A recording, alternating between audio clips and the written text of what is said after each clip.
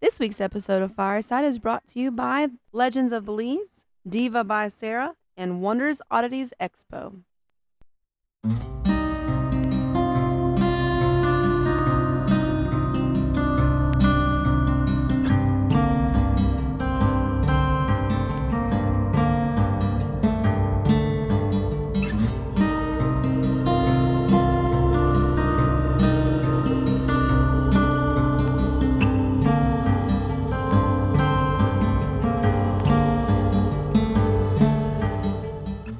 Hello, everybody. You're listening to Fireside Paranormal Podcast. My name is Jordan Cline, and I have a fun show planned out tonight. My guest, TikTok star Kalani Ghost Hunter. Before we get to him, just a few announcements. Legends of Belize is a series about mythical creatures that dwell in the jungles and waters of Belize. The Belizean legends are captured, documented, and preserved like never before in a comprehensive art series and books with fully colored and detailed images of fine art by artists, authors, and award-winning animators Dismas and Grissy G. Discover the supernatural creatures that await deep in the jungles, such as the mysterious dwarf called Tata Duende with backwards feet known to rip the thumbs off of trespassers, or the beautiful shape-shifting woman known to locals as the Ishtabai, who seduces drunks to never be seen again. These creatures and many more can be found in the Legends of Belize books. Learn about the cryptozoological, paranormal, and unexplained creatures that haunt Belize. Be fascinated, be terrified, Belize. Legend of Belize books are available in print and ebook. Buy your copy from your favorite online bookstore such as Amazon, KDP, Apple Books, and many more. Also be sure to visit legendsofbelize.com. Want to add some individuality to your drinkware? Diva by Sarah can help. Tumblers, sippy cups, flip tops, and even glow-in-the-dark tumblers available. With tons of designs to choose from and new designs being added all the time. You can order at www.divabysarah.com, or if you're local, buy products in store at Connie's Creative Collective at the Ohio Valley Mall. Have a school or organization that needs a great fundraiser? We can do that too. Follow us on Facebook and Instagram at Diva by Sarah to see new products, learn about giveaways, and more. I'm excited to announce an event coming up hosted by one of our sponsors, the Wonders Oddities Expo. This event is going to be October 8th and 9th in the Monroeville, PA Convention Center from 9 a.m. to 5 p.m. There's going to be performers, vendors, speakers, a costume contest, and so much more. I'm going to be there too with my table set up, going to be recording some featured stories, and I got some fun new merch as well, so I would love to see you there. Also, don't forget to check out American Paranormal Magazine at paranormalzine.com. A lot of big things happening with that paper, so you don't want to miss out on it. All right, let's get to our featured stories. Our first story comes in from Michelle. Michelle Cradoff, and I'm from Marietta, Ohio. And I recently moved in with my friend Christy, and her house was built in 1830. We found like a little kid's tombstone in the basement and all kinds of crazy stuff. And about every morning when I wake up, there's a little old man standing in the corner of my bedroom watching me sleep. So, and you're always smelling like rose perfume and cherry cigars. And this little old man, is he alive or dead? oh, he's definitely not alive. He's definitely not alive. If he was alive, it'd be a big problem. Oh, yeah, he's a big perv. A lot of times if I'm getting dressed or whatever, he just comes up and kind of cups the butt cheek and gives it a little squeeze. Yeah, he's something else, but they like to move stuff around the house. You'll be looking for your TV remote and it's nowhere to be found, and then 2 days later it'll just show up in the middle of the floor. Like, they're always doing something. There's a bunch of little kids, especially in the bedroom that I sleep in. There's probably 10 of them in there. I mean, it's just always something going on. They're always moving stuff, and it's crazy. It's definitely crazy. Very busy. Oh, yeah, the music. You hear like a music box every once in a while. You'll just be sitting there, and you'll hear like a little music box playing. We don't have a music box in the house.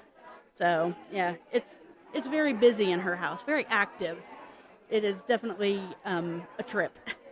Thank you so much, Michelle. Up next, Robin. Hi, my name is Robin, and I'm from Mount Vernon, Ohio.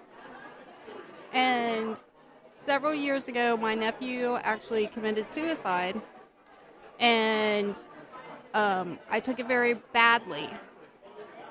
But then I started to get very sick. I already have clinical depression, but this was dark. This was just very dark, heavy on the body. I could, it was like something was with me. I actually do Reiki, so I went to my Reiki master and I said, something's wrong. Can you kind of just check it out, see if there's something going on?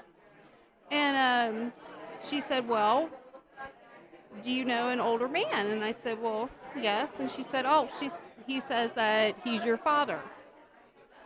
And I said, okay, yes, he has passed.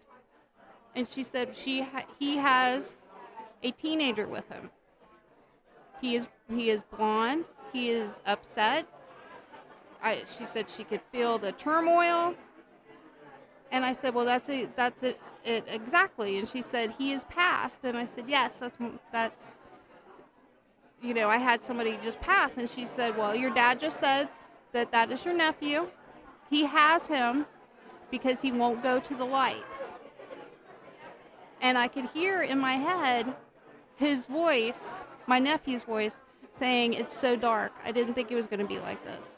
I thought this would be better. I don't know where I'm at. And my Reiki master called in one of her guides, and that guide helped take him over. It's one of those things that if you're not there, if you don't experience it, you would never believe it.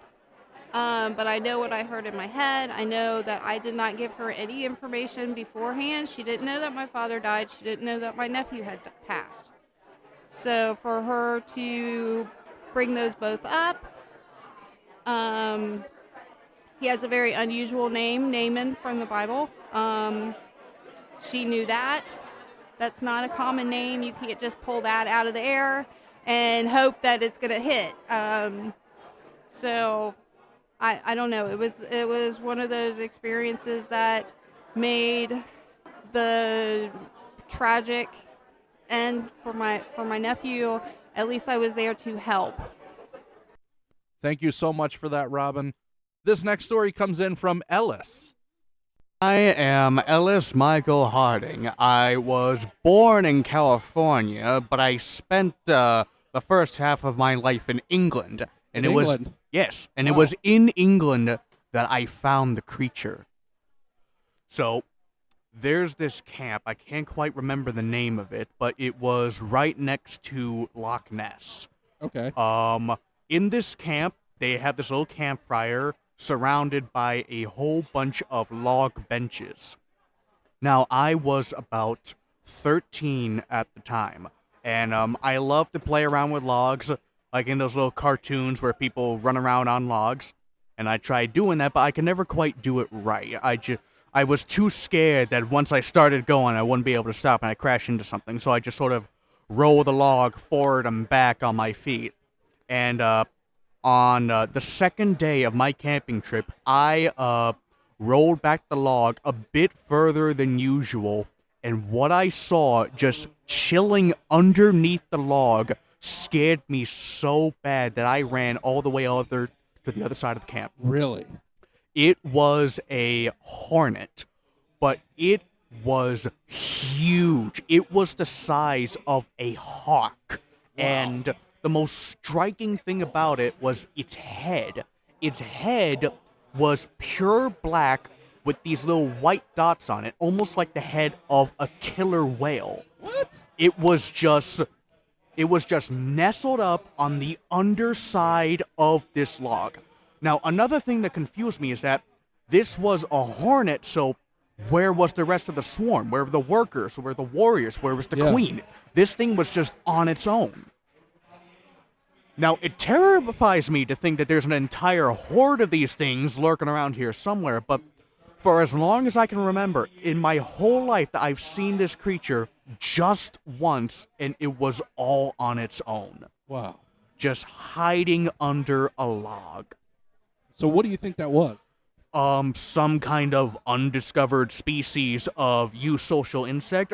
Solitary bees are not uncommon. In fact, there's a whole bunch more species of bees that prefer to live by themselves than as swarms, but never with hornets. Hornets always stick together in groups, even the biggest ones. The biggest one that I can think of was about It's called a killer hornet. They grow to about 6 inches long. Looked absolutely nothing like the one I saw and was nowhere near as big. Wow. And thank you so much, Ellis. If you would like your story to be one of our featured stories, make sure you send me an email, firesideparanormalpodcast@gmail.com, and we'll get your story on. Have you encountered something you can't explain? Do you believe in the paranormal but haven't experienced it? Are you a skeptical believer too? My name is Kristen and I host the Paranormal Girl podcast. My show is an education in the paranormal. Join me as we explore a different topic each season and dissect origins, theories, experts, and so much more. Whether it's life after death, cryptids, ghosts, or any other paranormal topic, we will pull it apart and put it back together again to fully understand it. If you're a fascinated skeptic, a believer yearning to know more, if you're looking for an education in the paranormal, I'm your Paranormal Girl. All right, I want to get to my guest. Join me by the fire as we welcome Kalani Ghost Hunter. You with us? I'm with you. How are you doing tonight? Great, man. Thank you so much for coming on the show. Yeah, no problem. Thanks for having me. Great. It was really neat because we actually connected before an event, and you happened to was it last minute you decided to join in the Paracon? Yeah, so Paranormal Quest sent me a DM on Twitter like a week before the event, and they were like, "Hey, man, do you want to come to the convention at West Virginia Penn?" Which I was like, "Absolutely. I haven't done Moundsville yet, so I think it would be a great opportunity to get me in the door there, just to check it out and also be a part of the convention." So Yeah, it was really neat. I was like, "Wait a second," and you were like two or three tables away from me, so I was like, "I know this guy." yeah, I know. And you guys were doing a show while you were there, weren't you?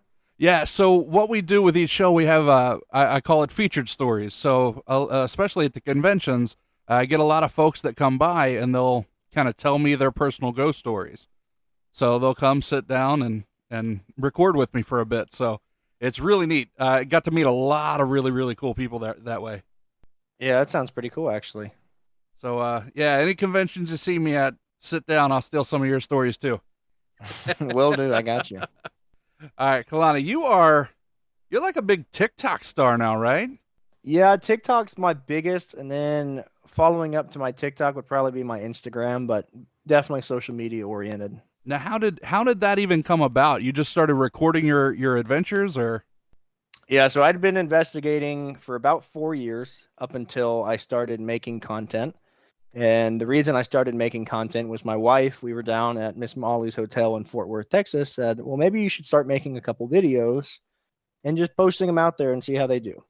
So I listened to my wife for first time in a while, and I started making videos. And then all of a sudden, within a week we were at 1,000, and then 2 weeks, 10,000, and then it just skyrocketed from there. So we're about a year and a month and some change from when I first started on social media. So I'm blessed to say the least with the results and progress I've made in that time. Oh, for sure. And you investigate almost weekly, right? You're always on the road. I investigate weekly. Sometimes that's 2 or 3 locations. Sometimes that's 4 locations. I don't really know anyone that goes to more spots in a given week than me. I don't know that that's a good or bad thing, but I'm at a lot of haunted places pretty much the majority of my life. Now, I had a Paranormal Quest on just a few weeks ago. It was right after the convention they were on, and I know they put up a show. They try to do a show every single week, and I mean, do you do YouTube as well? I know you do. You do TikTok Live and things. So like I do that? live streaming is what I'm known for, because I'll do TikTok and then I'll do Patreon for a separate location for those folks. I was doing YouTube videos, but I was kind of biting off more than I could chew, because I was essentially doing 3 lives a week and producing a YouTube video every week. So I'm normally working about 80 hours a week. And when I was trying to do YouTube as well, we bumped up to about 85. And I was like, I can't do this. So YouTube is kind of on pause right now as I continue to grow the live streaming aspect. And then I'll probably end up hiring people to produce the YouTube content for me at a later point. Now, I don't know if you're kind of with this, but YouTube, you can live stream as well. Yeah, so I've tried pretty much every platform that you can try. Instagram, Twitch, YouTube, TikTok, and I use YouTube through Patreon. Yeah. But the problem that I ran into is my numbers just aren't correlative, right? So I mean, if I go on YouTube, I've only got 17,000 subscribers, which for some people that would be immaculate, but it's just not really comparable to my TikTok following of almost 2 million. So for me, it just makes sense to stream on TikTok, and 100%. TikTok is now getting to the point where I actually have like my own representative with TikTok, and they're working more with me. So a lot of the gripes that I initially had doing it on TikTok have been resolved. So I'm kind of back there, because that's where people know me, and just the numbers are a lot better in terms of traction. Dude, that's awesome. That's all. And you know, I told Dave with Paranormal Quest, I said, you guys are some of the very few that can be paranormal investigators full time, and Yeah. you're one of them. Yeah, it's a blessing, but I will say it shifts. Sometimes I miss being just a weekend hobby investigator. It's a lot of work when your whole livelihood depends on content, which I haven't had an issue adjusting to that, but it is a very different approach to the paranormal, because it's not just a hobby anymore, right? You have to treat it as it is a job, even though it is fun, it is something that you enjoy. There's just a kind of a different approach to, what locations you're going to, when you're going to go there, how much are this place compared to this place. Like there's so many factors that play into it, because now it's money. Oh yeah, it does take the fun out, I'm sure. Does it A little burn you bit, out but a little bit? it's still fun. Do you feel that there's any pressure to have some kind of evidence, or do you find that it doesn't matter if it's an active night or not? You got the fans behind you 100%. For me, when I started, it was never going to be about can I make something happen, or can I catch something on camera that's going to make my content pop. In the beginning, it was always, I'm a very entertaining guy. I got a lot of energy. I mean, I can talk to a Sherwin-Williams paint on the wall for about 2 hours if you give me enough time. But, for me, I can be entertaining, and I am entertaining regardless if the activity is there or not. So I've been able to build this base of following on two things: entertainment, but also there's a lot of transparency. I'm like the first person to debunk pretty much everything that I get. Sometimes I may even debunk more than I probably should. But, for me, is those moments that we have a piece of evidence that truly stands out as something that I can't explain. Like that's when that becomes really cool, because you may have had 20 other things that you've been able to kind of figure out why this happened, or why it may be happening. So in short answer, no. I am entertaining, so people will watch regardless if we're having activity or not. Let me ask you this, because you were talking about debunking. Your how do I want to say this? Every paranormal group that I've had kind of has a different philosophy on what the goal is. So for you, what is your philosophy on ghost hunting? What is your ultimate goal when you go onto these places? For me, it's more of a personal experience. I never turn on my camera with the intent to convince somebody watching that ghosts or the paranormal is real. My intent is to take this instance I had when I was 11, when I saw a Civil War drummer boy in the Shiloh battlefield, and I saw him disappear. That was my starting point in the paranormal, but everything that I have happen after that point is more of building upon that basis of experience. But I've also kind of developed my own theories to the paranormal, and kind of on why I think the way that I do. So my goal is to kind of just give myself self-fulfilling knowledge and experience to continue my journey through the paranormal. And everyone else kind of just gets to experience it through my content. Now, do you feel like you're trying to prove the existence or disprove the, because I know you said debunk. Are you trying to filter everything out until you find something you can't? Or do you kind of just take it all in as something exciting and new? I pretty much filter the majority of things out. And if you look at the equipment we use, no matter what shell you put it in, no matter how flashy it looks, a lot of it's very archaic, right? So there's not a lot of scientific theory and quantitative data that goes into ghost hunting right now. That may change, and we may have a different conversation at a later date. But right now, the equipment that we have at our hands is like I said, very archaic. So to put full trust in, well, because this piece of equipment is going off, there has to be something paranormal here. I think it's just unfair to the field and unfair to the viewer at home that's watching me experience this. So I try my best to debunk everything, and I'm sure there's things that I may have said. Usually will say something's interesting if I can't explain it. I don't usually ever jump to, yep, we're talking to a ghost. With the experiences that you've had so far, like you've been doing this, you said a year? Yeah, a year and like a month and like a couple days. Okay. How many places do you think you've seen? Oh man. I'd probably say at least 50 or 60, Nice. maybe give or take a few more here or there, because I've done a lot of repeats. So a lot of these places I've been to 2, 3, 4 times. So it's probably right around that number, but I've been to quite a few places. Now, do you go back because they're like close to home, or do you go back because you were there for a really active night? So I go back because I have a compiling list of places, or it's kind of just in my head almost, where like Waverly Hills, for example. I've been to Waverly Hills 4 times in the past year, Oh, wow. right? So the two times that I went, it was incredibly active. I mean, I was getting EVPs, disembodied voices through my live stream without any equipment even being on. Oh, Then the 2 other times, it's dead quiet, pun intended. If I were out here with the objective of, is this place haunted or not, right? And I went one of those 4 times and I didn't go back any of the other 3, I could have been there a night that we had nothing happen, and I'd be making a video today about why Waverly Hills isn't haunted.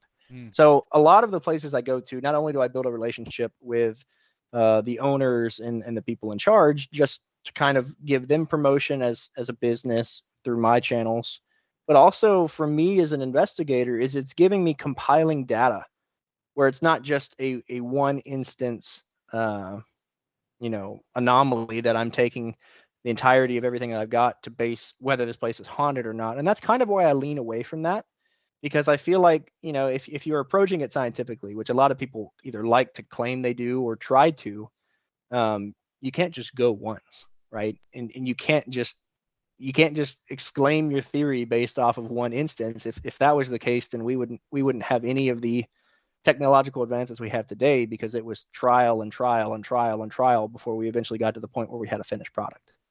now of those of the places that you've seen so far, do you have a favorite, or is that hard? Do I have a favorite? I like different places for different reasons. In terms of bang for your buck, Crescent Sanatorium is massive. Probably the biggest location I've been to date. It makes Trans-Allegheny look small. Which Really? When you're walking through Trans-Allegheny, I mean, that is a huge building. Yeah. But Crescent's 300 acres, 34 buildings. I think I made it through 6 when I was there. And I was there for like 8 hours or something crazy. Wow. So definitely on the list to go back, or you've been a few times? I've only been to Crescent once. It is on the list to go back. I have like a whole circuit of places now in Pennsylvania. Like I was telling you before we hopped on here, Pennsylvania, like the entire state is pretty much haunted. So like if you want to get into ghost hunting, just move to Pennsylvania and you'll have enough locations for like a couple months. Yeah, move to Pennsylvania and then just go outside. Pretty much. Well, yeah, I mean, you got Gettysburg, Philadelphia. It's a really haunted area. That's over on that side. Over here we got like Chestnut Ridge. You got Greene County. Do you know Greene County? Have you been out that way? I've done Greenville Manor, which is on the western side of Pennsylvania. I've done the Grand Midway Hotel, which is in Windber, which, funny story about Windber, I spent like a week in Windber, which is really weird because there's like nobody in that town. Like I was actually starting to recognize people in the town because I had been there so much. And like there's a Sheetz gas station there. And it's like that's like the main attraction of the town is a Sheetz gas station. You ain't living until you've been to Sheetz. That's it. So that Sheetz gas station, I did like a little commercial with Sheetz from posting at that gas station. So I have a little special place in my heart for Windber, but Crescent's 45 minutes from Windber. And then I've been to Eastern State Penn and Pennhurst. Pennsylvania's got a lot. And you're in Tennessee. Yeah, like I told you, Tennessee is where my crap is. but I'm never home. Like I said, I'm home maybe a week, maximum a month. That's just kind of Oh, the pace wow. that we're on right now. Um, I just got home from a long trip in Arkansas where the Crescent Hotel invited me out to for a few nights. So I stayed at the Crescent for 3 days, and then we came home, and I'll be home for about 3 days, and then we're headed to Texas for a series of locations. So Where in it's Texas are you nonstop. going? So guaranteed, we're going to Goatman's Bridge, and we're going to try and squeeze in a jail. I've got a buddy that is from, or he lived in Austin for a long time, so he's kind of helping me coordinate everything. Um, and then we're going to try and make it down to Galveston for one or two of their hotels, Hotel and then Galvez. yeah. So we're gonna try and squeeze in one or two more over those. I might do Yorktown Memorial Hospital, the budget depending, but um, Texas has a lot Yeah, I worked in Galveston for a little while. It's a very neat place. Very cool. for A lot of sure. pelicans. A lot of yeah. I The didn't even know I beach liked there doesn't pelicans. look pretty, but the water might feel pretty good right now. It's funny. My first day there, my boss, she goes, "Look at that water." I'm like, "Uh-huh." She goes, "It looks like chocolate milk with waves." Pretty much. So think about that. Think about that when you see it. So let's hear some of your stories. What are some of Okay. your favorite experiences? Your the evidence that you've got that's just kind of blown you away. So I'll start with the shock value stuff because that's what a lot of people like. So we'll start with the most interesting and kind of lean into the more things that I find interesting. Greenville Manor, it was me and my camera guy at the time, and we're coming down from the top floor, which the night that we were there, I'll kind of set the setting here. Okay. It was a huge thunderstorm, and we pull up to this house, and if you've never seen the Greenville Manor, just go look it up. It looks like something from the Addams Family, very Victorian, looks very old, kind of almost gothic in a way. Um, it was creepy. It's a creepy looking house, very beautiful inside. But we got this huge thunderstorm going. So in my head, I'm already like, well, if we're going off this theory that spirits use energy, there's a lot of free flowing energy right now with this storm we got going on. So fast forward into the night, I had every piece of equipment go off, from music box to EDI to REM pod to cap balls to mag lights to tripwire. I mean, I had everything go off at least once. So we're already on a good foot at the Greenville Manor, and we're headed downstairs. So the top floor is the poltergeist floor, and we're walking down the stairs, and we're clearing the corner, headed down to lay in the casket, which was in the ground floor. So we come down the stairs, and I'm walking around the corner, and all of a sudden you hear this loud thud, and the door of the floor that we just left had completely slammed, and there's no one else in the building. Obviously I didn't rig anything up. So I'm sitting here, we're walking down, and I jump up, which I don't ever really get scared, but it kind of shock valued me a little bit. And my camera guy was cussing up a storm. He was done. That one made it onto the news because of just how entertaining it was to watch him kind of fly out of his skin for a second. That was probably, I don't have things move often. It's very rare to have objects or physical things happen in the environment. And that's just me pulling in from the data of me doing it, not even looking at anybody else's content, just Yeah. personally. It's hard to have things move. Another really cool experience. Well, let me ask you before you go to that. Do you think that it was like the charged atmosphere that kind of helped things along, or do you think there was something there? So I had that two was thoughts. able. I had two thoughts. One thought is it could have been airflow and air pressure change from top floor to the second part, and that Okay. air could have moved it. So that's my logical thought, still with it to this day.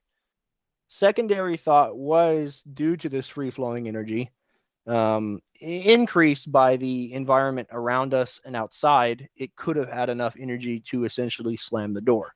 So that's kind of the two parts of my brain working here, is one trying to introduce the logical reasons as to why, and then the other being, could it actually be something paranormal that had caused us to react the way that we did? I like how you're even trying to debunk it's the only time something moved at me. You're like, it's got to be something. Well, so I've had another time, which this one to me is actually a little bit freakier.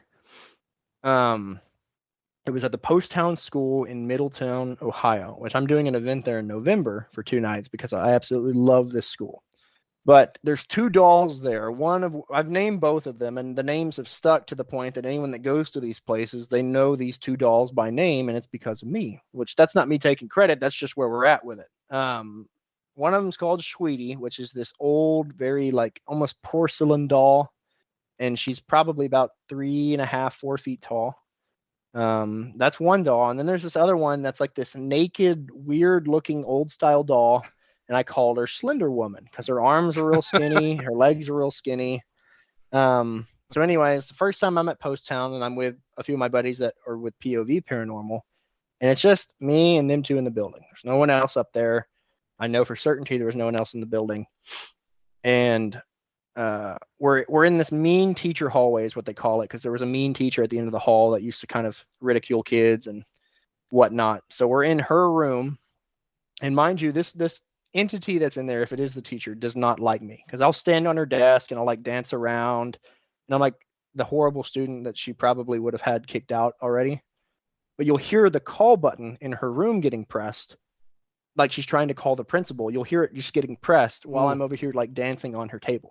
So she does not like me at all.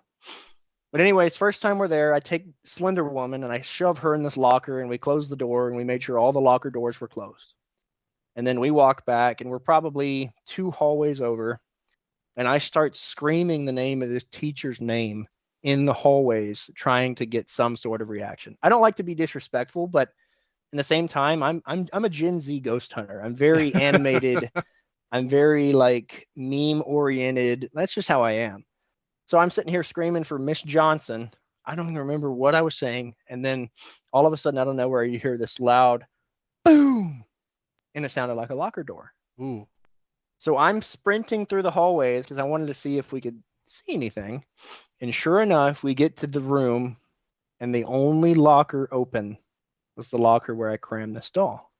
So the plot thickens, because we later find out that I don't know if it was exactly the teacher that was in that room or a teacher in that room, but one of the teachers was let go for putting a student inside of her teacher locker in the room.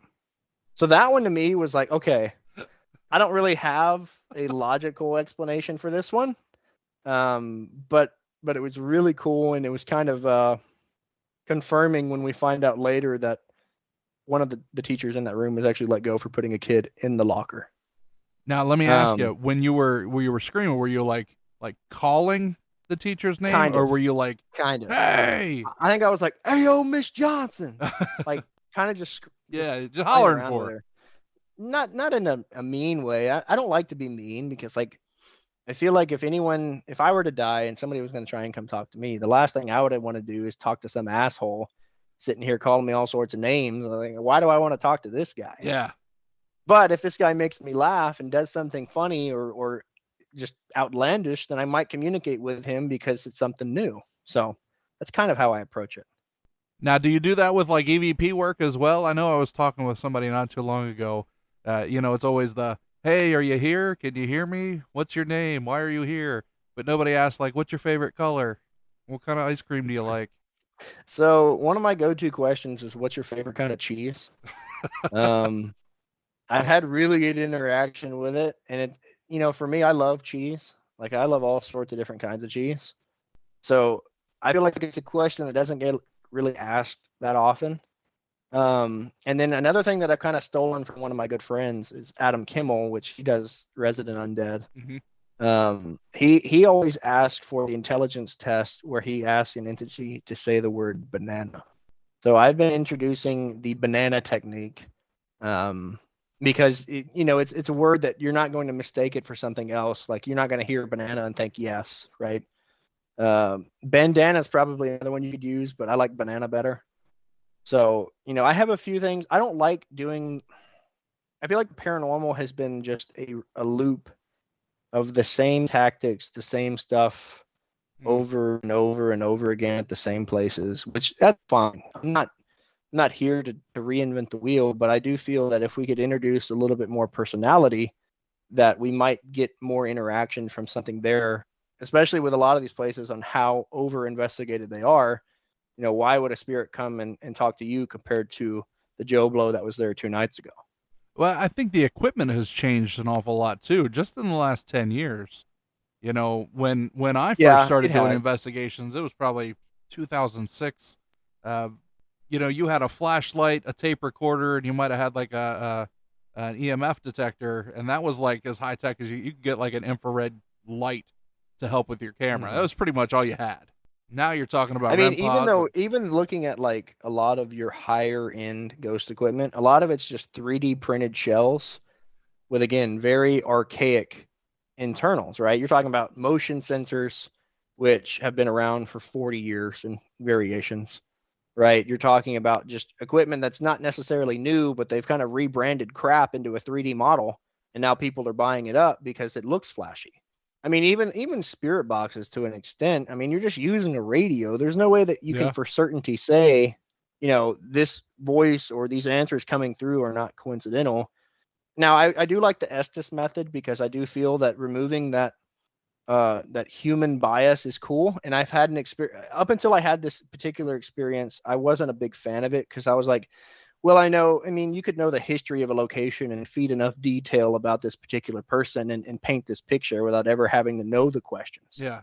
But I had this experience at the McIntyre Villa in Kansas, which, if you're not familiar, I'm not. it's probably about 2 or 3 blocks away from the Sally House. Same town. This house had 9 confirmed deaths within the building. Oh, wow. It's actually, in my opinion, it's more haunted than the Sally House. I've had more activity there than the Sally House, and I've been to both multiple times. But anyways, me and my wife are here, and we're doing an Estes method, and we're standing in the living room of the McIntyre Villa, and I start asking questions. And all of a sudden, it wasn't like I was getting one-word responses or just random words that I was trying to correlate. We essentially got enough information about this individual that lived in the home that I could take every piece that he gave me, and not just a couple, but every piece, and figure out exactly who it was without knowing any of the history of the building. Oh. So I don't like to know a lot of specific history because that for me is a confirmation if we do get evidence that kind of lines up.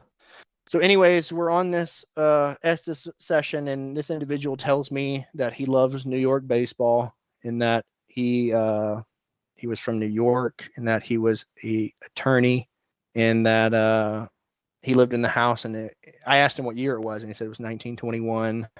And he said his name was Jim. So sure enough, I find this guy. His name is James Conley. Lived in the home between 1916 and 1925.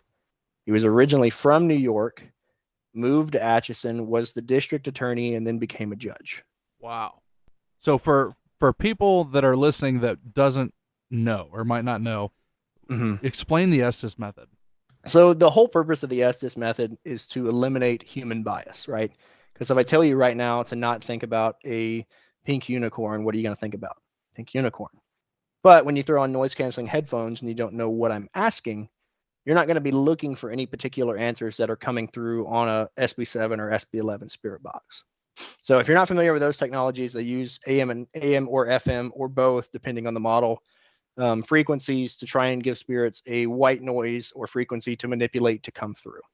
But the whole thing with Estes is a lot of people will use a blindfold, and they'll even they're essentially just trying to remove your sensory deprivation is what it's trying to accomplish. I don't know why that was so hard to get out.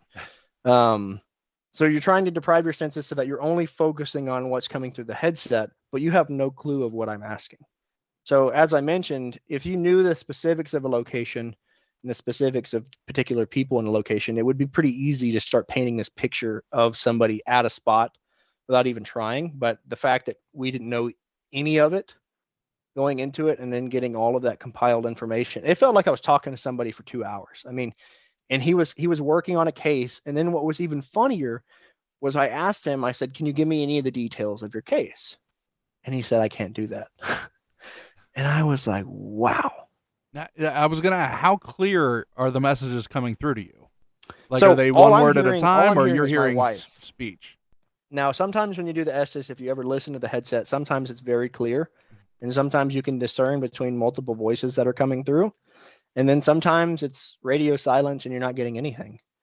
But what was interesting with this particular Estes session was it was more than just one word responses. We were getting full phrases coming through.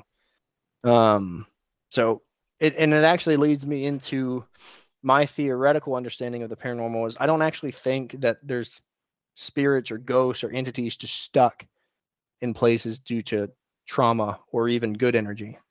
I think that due to environmental conditions, there's a bleed over between us and a parallel universe that may be on a different timetable. So in this circumstance, we're in the McIntyre Villa, and he's in 1921 in the McIntyre Villa trying to work, and he's got this random ass voice coming out of his living room, not knowing where it's coming from. But he may be somebody that is familiar with the paranormal or had his own experience where he's more accepting, where he would talk. I don't know. But I feel like that was more of a confirmation to me that it's not just a residual in that circumstance. It was something with intelligence because it was interacting real time. I mean, what would you call that? Like a non-linear bleed through? That's what I would call it. And if you think about what we measure in the paranormal between electromagnetic fields and temperature variance and taking in the moon cycles as part of when it's most active, right? The moon plays a lot of pull with our tides here on the earth, right? Yeah. That affects a lot of the things, a lot of ecological processes on the earth. But if you also think about the sun, right? The sun can emit enough electromagnetic energy to wipe out our entire electrical grid. So it wouldn't be that far-fetched to say that due to certain environmental conditions changing, which our equipment is picking up on some of these environmental conditions that are happening in the moment, we're getting bleed over from a separate parallel. Very interesting. Yeah, I'd never heard that. So for you, it's not necessarily somebody passed away at this place. It's, hey, we're kind of tapping into oh, Lord forgive me, the thinning of the veil between us and another, time frame. That's what it feels like for me in my experience.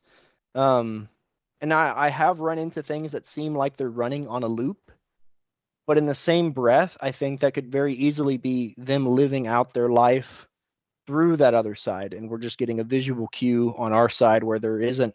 Right? I don't know the terms and limitations of bleeding over into another timeline. But I feel that it gives me a little bit more insight and knowledge because I feel like a lot of the paranormal up until this point has been thrown into a religious lens because I think it's the most marketable approach to the paranormal.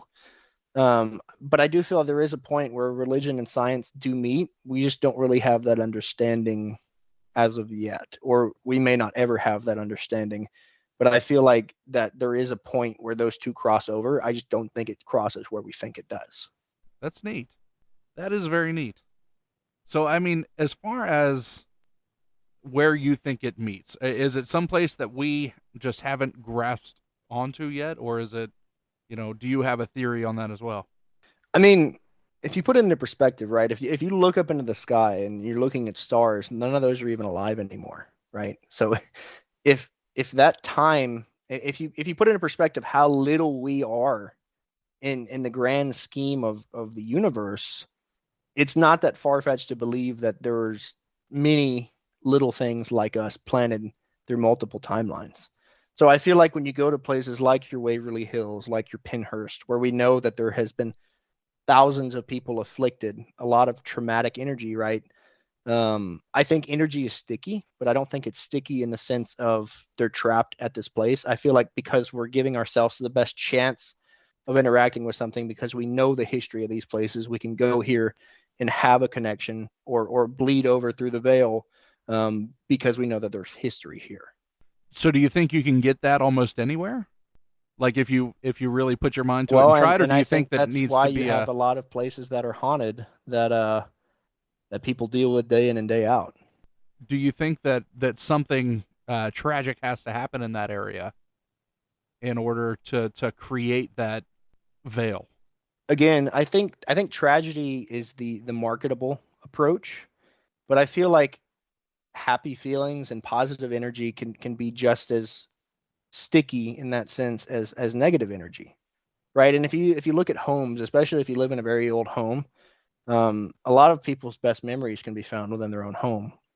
Pending they have a good home life, Yeah. But I feel like it's really easy with the paranormal to just mark death as a factor on whether something could be paranormal or not. But where do you know where you're going to get buried? Not a clue. Right. So that's my thing with cemeteries and graveyards is why would I go sit where my meat suit is going to rot when the best parts of my life were spent in places that I spent my time and my energy and my effort? Right. I think you can conjure up activity and you may be able to do activities that could thin the veil in a graveyard or cemetery, but I don't necessarily believe that walking into a graveyard or cemetery makes it haunted. That was going to be another question of mine as far as cemeteries. If that is a place that you feel is worth going out to investigate, or is just kind of a one-off if you get anything. I had this one experience. I'm not a big cemetery guy. I like exploring them and I love looking at the art built into a lot of tombstones, Oh, but I'm not 100%. looking for um, interaction in that sense. But I went to the 100 Step Cemetery in Brazil, Indiana. I've heard of it.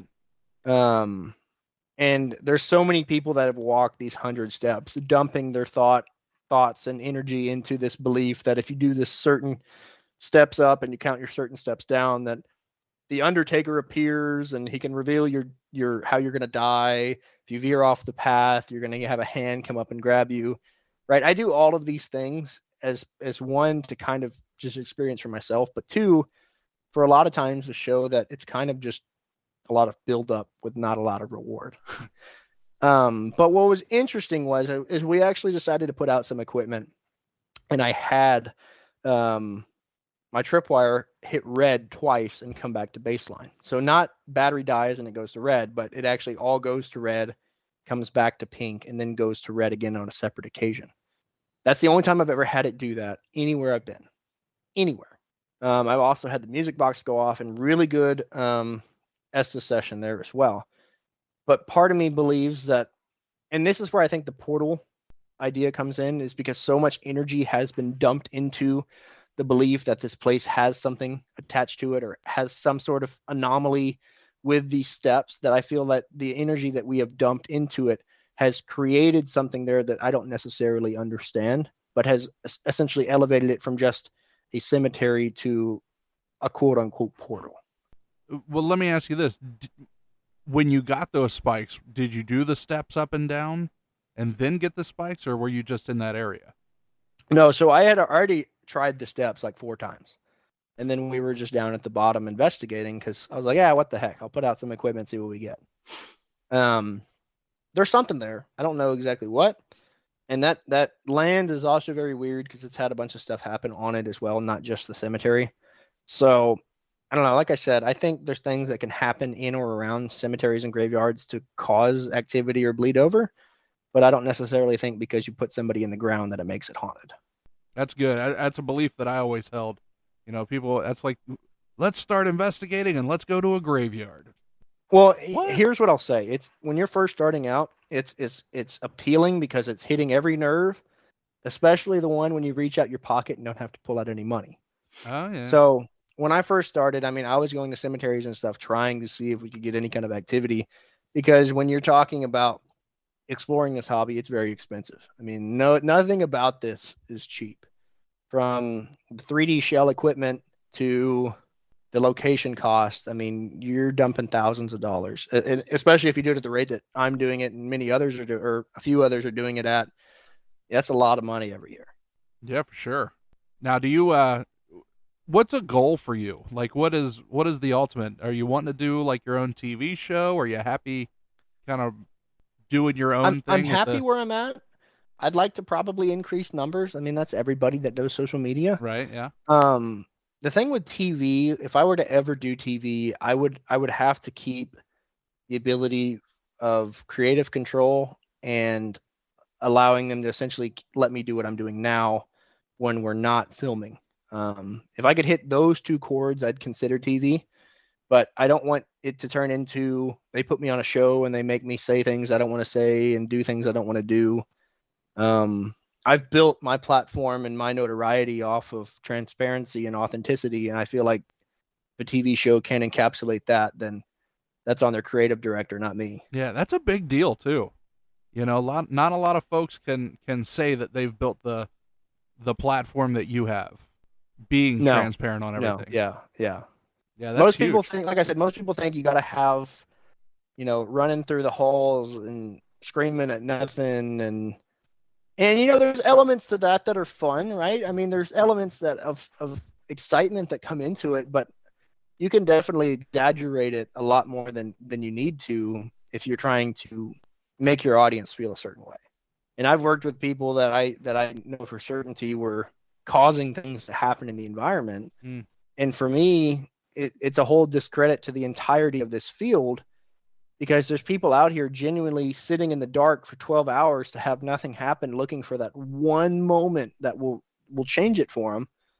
And then you've got people Zebcoing dolls and doors, and and that's the contrast that I think will continue to exist. And the more and more monetization comes through social media, it's going to be a bigger divide between your creators that are doing this for monetary purposes, seeing as an opportunity, and then your people that were passionate about it and kind of fed into the social media scene through their passion. So I'm not going to sit here and bash anybody, but it's like when you start watching people, you start to see a natural contrast build, right? You have somebody where every time the camera comes on, something miraculous happens.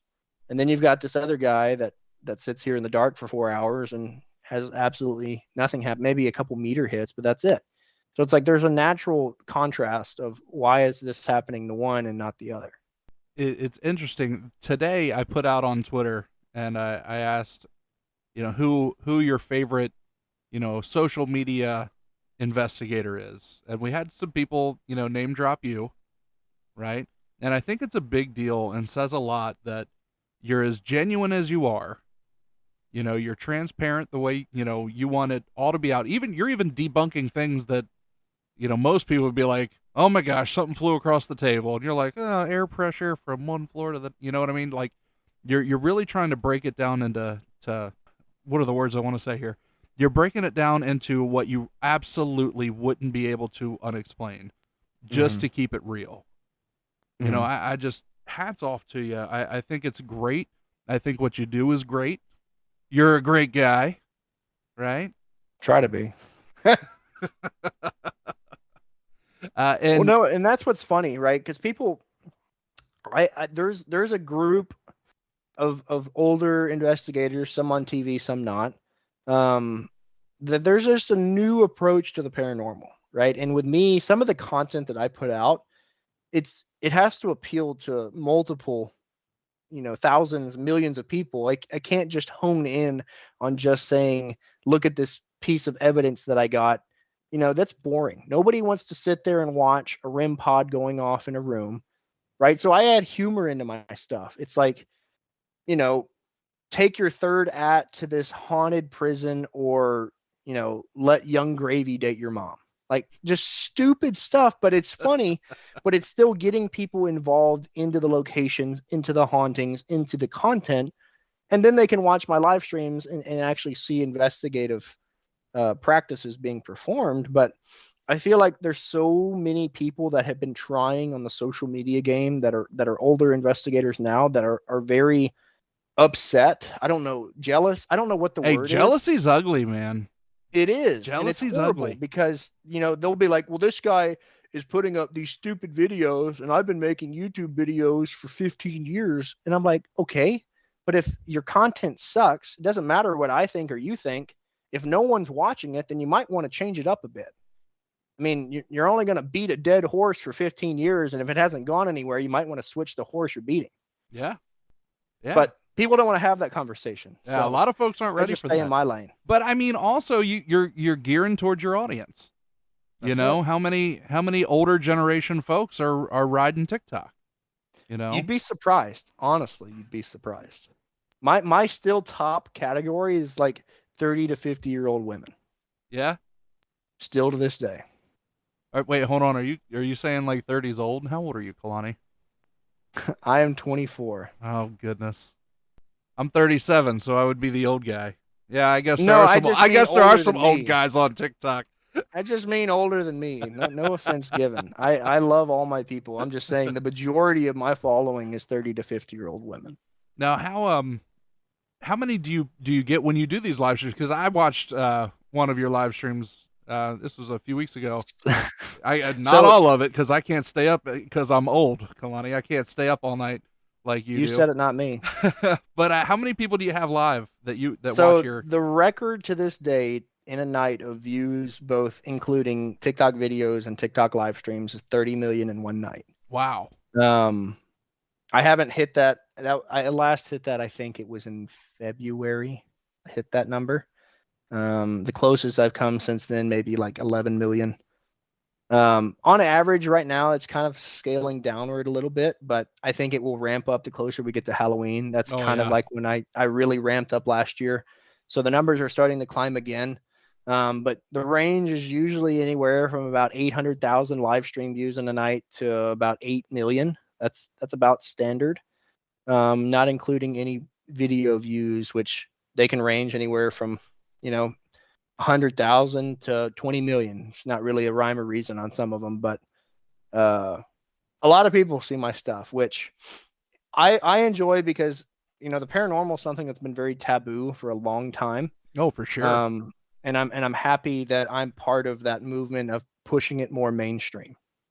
And it's huge. And I do know some folks in the old school community that aren't really on board with the new way of doing investigations or new tactics or the new way of streaming. But really, what you're doing is bringing it to a new era. Look at how, like you said, it's more mainstream now. People are opened up to it now. It's not taboo. When I first started, I mean, if you said, "Hey, I'm a paranormal investigator," like half the people stopped talking to you right off the bat. You're like, "Ugh," you just like singled yourself out. Now you're like, "Hey, I do a ghost hunting show," and they're like, "Oh my gosh, let's see it." And like you said, a bunch of soccer moms just love paranormal and true crime. I mean, that's it. If you can hit those two, you're hitting it. You've got it. So hats off to you in what you're doing. Yeah, like I said, I'm not trying to put anybody else down. Like I try and stay in my own lane and just do the best that I can do at what I do. But I do think that there's going to have to come that kumbaya moment for some folks where they're either going to have to hop on board well, as I normally would say it, I tried to PC it, but we'll say piss or get off the pot. Yeah. And that's the thing is it's like you can ridicule me and similar people. And there's some people that are my age that I don't like that do it. I won't say that I'm out here as everybody's friend, which that's another thing. The para-unity idea is the biggest farce that I've ever come across because it's like, it's just somebody's looking to get something out of you to stab you in the back 2 steps later. Oh, wow. So it's a field there's so much jealousy and so much of this idea that I want to be famous. I want this, that, and the other, that people will do a lot of shady stuff to get there. That's a shame. It is a shame. Yeah, I'd agree. Now, tell everybody where they can find you. So all of my social medias are either at Kalani Ghost Hunter, or if that's too long for the platform, it'll be at Kalani Ghost.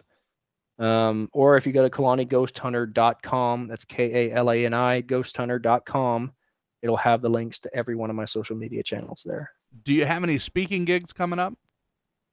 The next convention I've got will be at MadCon.